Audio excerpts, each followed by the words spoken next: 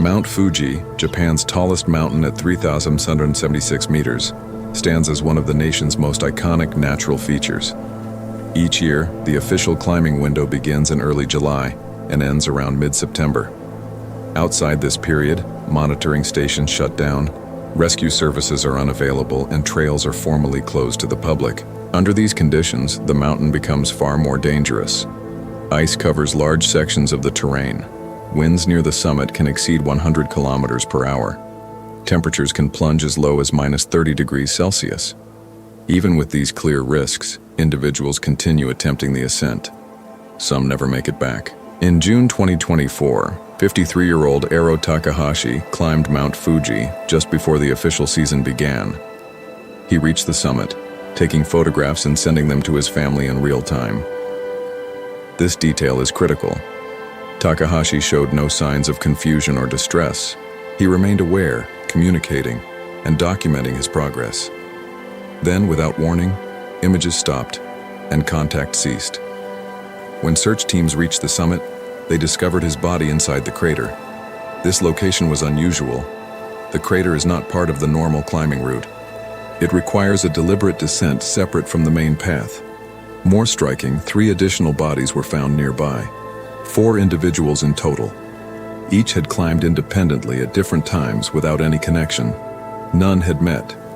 Yet all ended up in the same place, inside the crater of a volcano nearly 4,000 meters high. No official cause of death was publicly confirmed for any of them. Mount Fuji's crater forms a large depression measuring roughly 780 meters across and about 240 meters deep. Entering it requires a conscious decision to leave the safety of the summit rim. Standard routes do not lead downward into it. The terrain creates a funnel effect, where winds can behave unpredictably and intensify. Additionally, volcanic gases, mainly carbon dioxide and hydrogen sulfide, can accumulate in lower areas. These gases displace oxygen, forming invisible zones where breathing becomes impossible.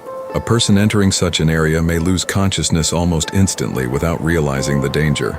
This makes gas exposure a technically valid explanation. Carbon dioxide, being heavier than air, settles in enclosed depressions. Once inhaled in sufficient concentration, it can render a person unconscious within seconds, as if power had suddenly been cut. That could explain why none of the victims called for help or attempted escape. However, it fails to explain a more fundamental question.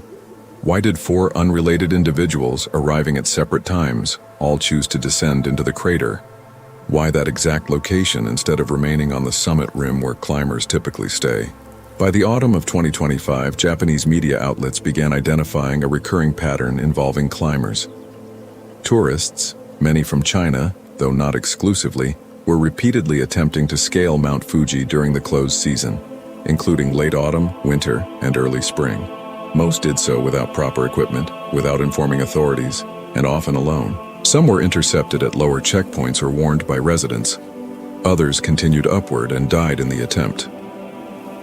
In March 2026, authorities confirmed the identities of 2 more victims, a 23-year-old woman from Sweden and a 51-year-old man from New Zealand.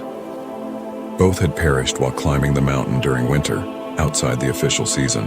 Police and rescue teams faced an increasingly difficult situation to interpret. The standard explanation for such incidents is straightforward. A tourist underestimates the challenge, lacks preparation, and is overtaken by severe weather. This reasoning accounts for isolated cases. But when the same behavior appears repeatedly across individuals from different countries and backgrounds, the explanation becomes insufficient. A young Swedish traveler, a middle-aged New Zealander, and numerous Chinese tourists, all untrained for extreme winter climbing, made the same decision to ascend Mount Fuji under hazardous conditions. One explanation centers on the influence of social media. In winter, Mount Fuji becomes visually striking. Its snow-covered cone reflects across nearby lakes, creating near-perfect symmetry. The absence of crowds enhances the sense of isolation. Content showcasing winter ascents often attracts millions of views, and creators who document off-season climbs present them as rare, exclusive experiences. The process unfolds in a predictable way. A viewer watches compelling footage, which distorts their perception of risk. Seeing others succeed creates the impression that the climb is manageable. As a result, the perceived danger decreases. Meanwhile, those who fail do not share their outcomes, leaving no visible record of consequences. This imbalance hides the true level of risk and reinforces the illusion of safety. In response, Japanese authorities introduced stricter measures in 2025. These included physical barriers blocking trail access, financial penalties for off-season climbing, and informational campaigns delivered in both Chinese and English. Despite these efforts, the impact remained limited, highlighting how difficult it is to alter behavior once a pattern becomes normalized. Beyond these surface-level factors lies another element often overlooked. Mount Fuji is still an active volcanic system. Although its last eruption occurred in 1707, it continues to release gases through fumaroles, small openings in the ground found within the crater and along its slopes. Low concentrations of carbon dioxide and sulfur compounds, not high enough to cause immediate unconsciousness, can still interfere with normal brain function. The effects develop gradually. Disorientation appears first, followed by reduced fear, weakened judgment, and an altered emotional state that can resemble mild euphoria. A person remains physically capable of movement and continues making decisions, yet their ability to evaluate danger becomes compromised. They may not recognize that they have entered a life-threatening environment. This type of cognitive disruption offers a possible explanation for why individuals continued climbing higher or moving deeper into the crater, when rational judgment would have told them to stop. It could clarify why Takahashi, despite his experience, descended into the crater, and why unprepared tourists continue forward during severe storms, as their perception of risk may have been altered by prolonged exposure to volcanic gases. However, this hypothesis remains unverified. There have been no systematic studies publicly released examining how Mount Fuji's volcanic emissions might influence human decision-making in real climbing conditions. Japanese geological authorities have not issued any official statements connecting gas exposure to the fatalities observed on the mountain. The events of June 24, 2024 remain particularly difficult to interpret because of a detail that does not fit any clear logical pattern. 4 individuals, each climbing alone and at different times, ended up in the exact same location inside the crater. If each person made an independent navigational mistake, then 4 separate errors led to the same point, which is statistically unlikely. If volcanic gases impaired their thinking, that would require a similar effect occurring across different individuals at different times. If they intentionally entered the crater, then the question becomes why they all made the same decision. The cause of death for all 4 individuals has never been officially confirmed. This leaves 2 possibilities. Either the autopsies did not yield a definitive answer, or the findings exist but have not been publicly disclosed. On August 17, 2001, a 43-year-old office worker from Osaka named Hiroyuki Watanabe set out on a hiking route in the Hida Range, located in the northern Japanese Alps. He did not return. His body was eventually discovered on October 3, 2003, 2 years and approximately 6 weeks after his disappearance. The location of discovery was 670 meters higher than the point where he was last seen. The official cause of death was hypothermia. The estimated time of death was late autumn or winter of the same year he vanished. His whereabouts during the 2-year interval remain unknown. Hiroyuki Watanabe was not inexperienced. For 15 consecutive years, he had spent part of his summer hiking in the mountains. The Japanese Alps were familiar territory. He understood the terrain, could interpret weather conditions, and selected appropriate equipment for his trips. His routine was consistent. He worked in an office in Osaka, maintained a family life, and followed a yearly pattern of mountain excursions. In August 2001, he selected a route leading toward Mount Yarigatake, one of Japan's most recognized peaks. The mountain stands at 3,180 meters and is known for its sharp, spear-like summit. For a skilled hiker, the journey typically requires 2 to 4 days, depending on conditions and pace. Standard safety protocol in Japan requires hikers to register their route at a mountain hut, including their planned return date. Hiroyuki followed this procedure. He recorded his itinerary and departed as scheduled. His plan was to complete the route and return within 3 days. When he failed to return or establish contact after that time, his family notified rescue services. Search operations in Japan are conducted with a high level of organization and seriousness. The country has a long-standing mountaineering culture, and missing persons in mountainous regions are treated as urgent cases. The search began without delay. At an elevation of approximately 2,800 meters along the trail, rescuers located Hiroyuki's backpack. It was positioned carefully against a rock beside the path. There were no signs of panic or struggle. The bag appeared deliberately placed, as if he intended to come back for it shortly. All zippers were closed. Inside were essential items including food, water, spare clothing, a map, and a sleeping bag. None of these had been disturbed. The placement of the backpack raised immediate questions. An experienced hiker would not willingly separate from critical supplies, even for a short detour. If he had been forced off the trail by an external factor, he would have taken these items with him. If he had paused to rest, standard behavior would involve returning to the pack. The situation indicated a break in normal cause and effect decision-making. From the location of the backpack, visible tracks extended away from the trail. Boot prints marked a path leading uphill, diverging from the established route. Rescuers followed these tracks for approximately 300 meters until they reached the boundary of a dense coniferous forest. At that point, the tracks vanished on a rocky surface just before the forest entrance. The search team deployed 4 trained dogs. Each was given an item from the backpack to identify the scent of its owner. The dogs successfully picked up the trail and moved in the same direction as the footprints ascending toward the forest. Upon reaching the forest edge, all 4 animals stopped simultaneously. Their behavior changed immediately. They began to whine softly. Their ears flattened and their tails dropped.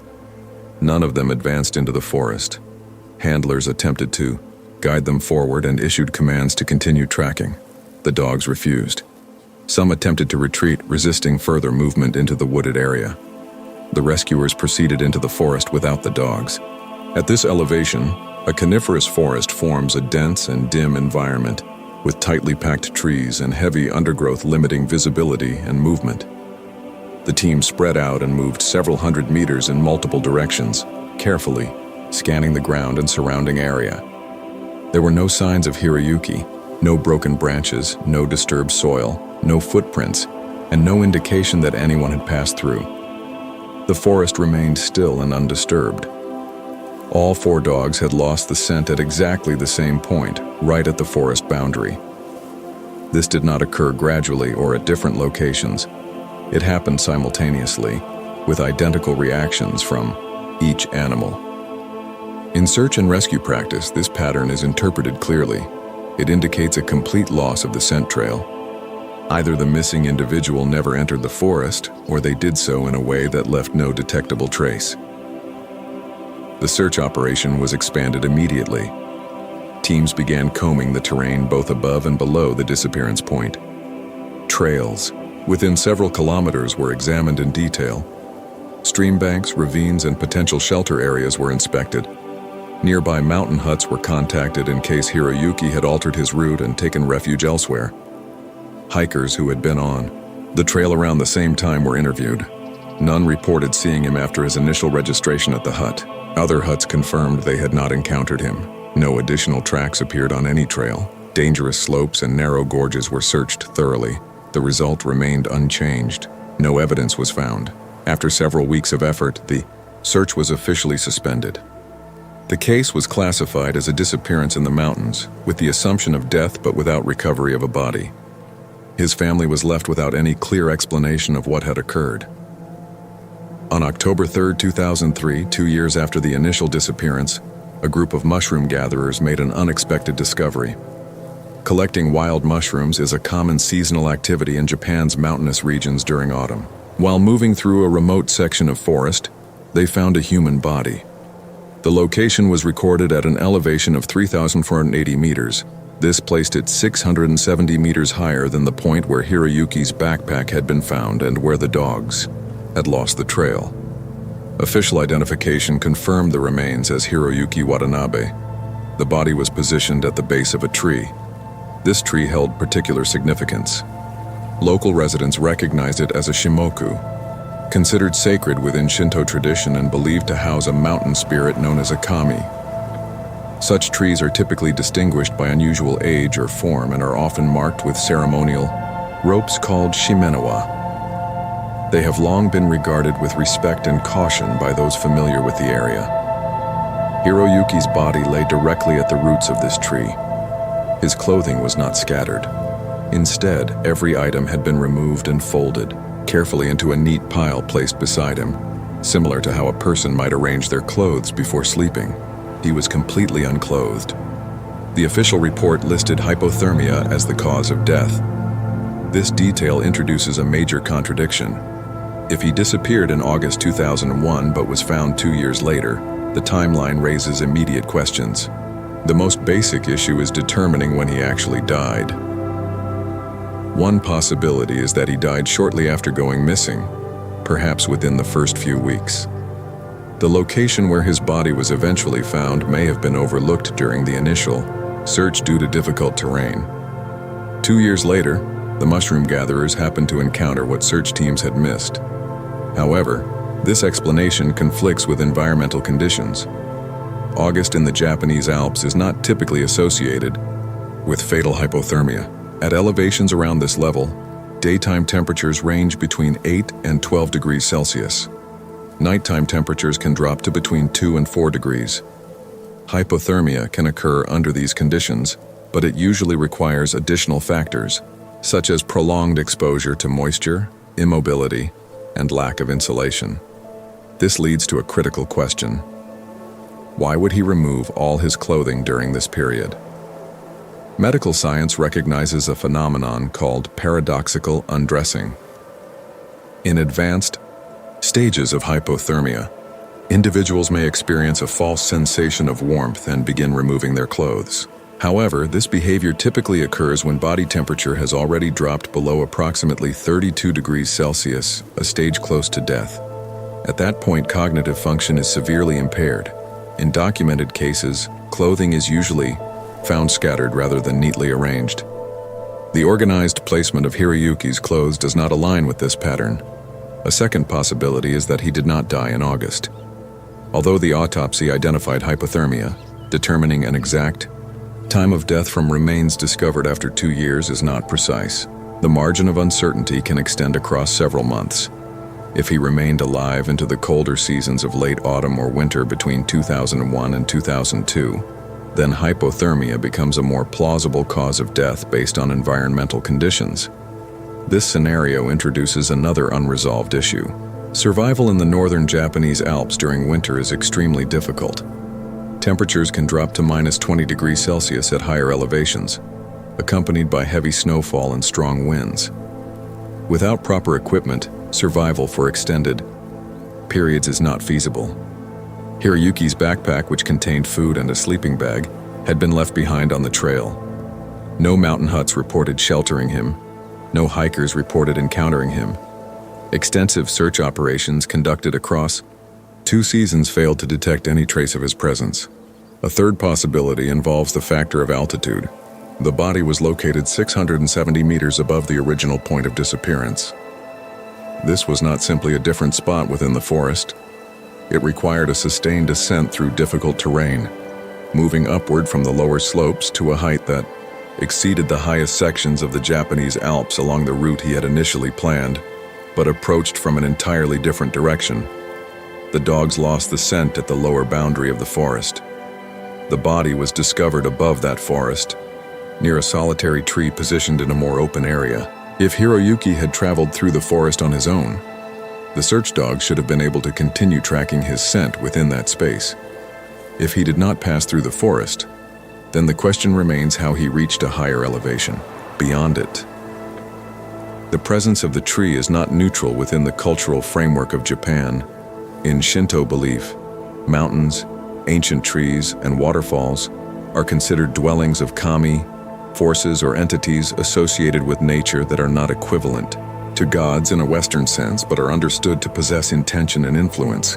Within this tradition, mountain spirits are often referred to as yatsutsu kami, beings connected to peaks and wilderness areas that may appear in human or animal form, guiding or misleading travelers and drawing them away from established paths. Traditional Accounts include numerous descriptions of individuals who vanish within mountainous regions. The concept is known as kami kakushi, which translates directly as being hidden by a god. In such narratives, a person disappears without leaving evidence, sometimes reappearing years later with no memory of where they have been, and in other cases never returning at all. Within folklore, this is treated not as symbolic language but as a literal explanation for events that cannot be understood through ordinary reasoning.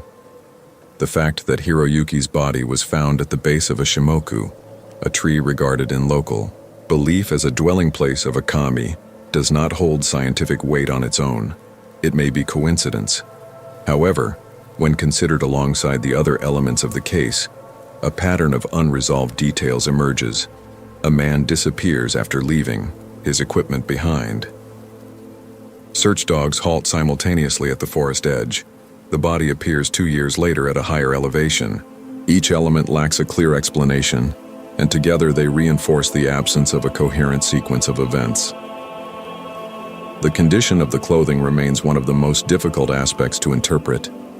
The items were not scattered or damaged. They were not removed hastily and left where they fell. Instead, every piece had been folded carefully into a neat arrangement. This indicates a controlled and deliberate action. In cases of hypothermia involving paradoxical undressing, behavior is typically disorganized.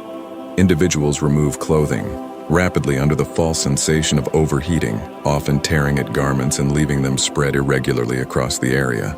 The observed arrangement does not match that pattern.